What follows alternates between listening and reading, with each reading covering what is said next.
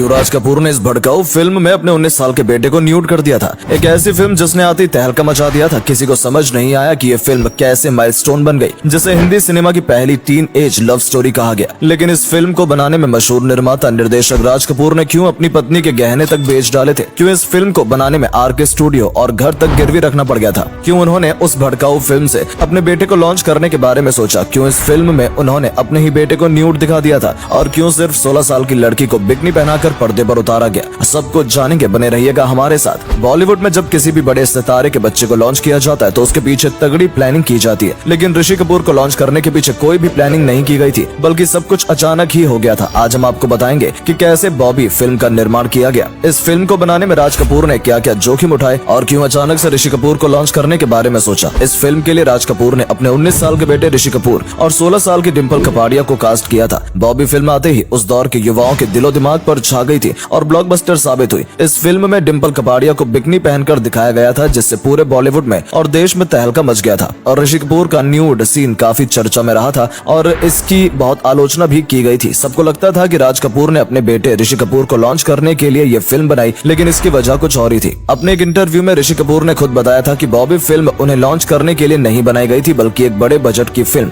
मेरा नाम जोकर के फ्लॉप होने के बाद उसके नुकसान की भरपाई करने के लिए इस फिल्म को बनाया गया था। और किसी बड़े कलाकार को देने के लिए पैसे नहीं थे, इसलिए इस फिल्म में राज कपूर ने अपने बेटे ऋषि कपूर को लॉन्च किया था। उन्होंने बताया कि अगर मुझे कास्ट करने के लिए ये फिल्म बनाई गई होती तो इसका नाम बॉबी नहीं होता और ना ही ये फिल्म नायिका प्रधान होती। उन्होंने बताया था कि राज कपूर तो राजेश खन्ना को कास्ट करना चाहते थे, लेकिन तब उनकी भारी भरकम फीस देने की राज कपूर की हालत नहीं थी, इसलिए ऋषि कपूर को सेकंड ऑप्शन के तौर पर चुना गया। दरअसल 1970 में राज कपूर ने अपना ड्रीम प्रोजेक्ट मेरा नाम जोकर बनाया, लेकिन ये फिल्म पूरी तरह से फ्लॉप हो गई और राज कपूर कर्ज में डूब गए। इस फिल्म से राज कपूर को बहुत उम्मीद थी, लेकिन इसके फ्लॉप होने के बाद राज कपूर के निर्देशन और सोच समझ को लेकर भी सवाल उठाए जाने लगे। इसके एक साल बाद राज कपूर की एक और फिल्म आई, कल आज और कल, जिसे रणधीर कपूर ने डायरेक्ट किया था, लेकिन अफसोस ये फिल्म भी सुपर फ्लॉप रही। इसके बाद तो मार्केट में आरके बैनर का नाम जैसे बर्बाद ही हो गया और राज कपूर का घर से निकलना भी दुबार हो गया। इसके बाद राज कपूर की आर्थिक हालत इतनी खराब हो गई कि कोई और फिल्म बनाना उनके बस की बात नहीं रही। इन्वेस्टर्स के लाखों रुपए चुकाने के लिए पहले उन्होंने पत्नी के गहने बेचे, फिर बंगला गिरवी रखा और आरके स्टूडियो को भी गिरवी रखना पड़ा। इसके बाद राज साहब ने दिमाग लगाया और एक छोटे बजट की ऐसी फिल्म बनाने के बारे में सोचा जिसमें खर्चा ज्यादा ना हो और कुछ हॉट सीन रखे जाएं, जिसे देखने के लिए दर्शक सिनेमा घर तक खींचे चले आए। राज कपूर राजेश खन्ना को लेकर फिल्म बनाना चाहते थे, क्योंकि उस समय राजेश खन्ना की हर फिल्म सुपर डुपर हिट हो रही थी, लेकिन राजेश खन्ना की भारी भरकम फीस के आगे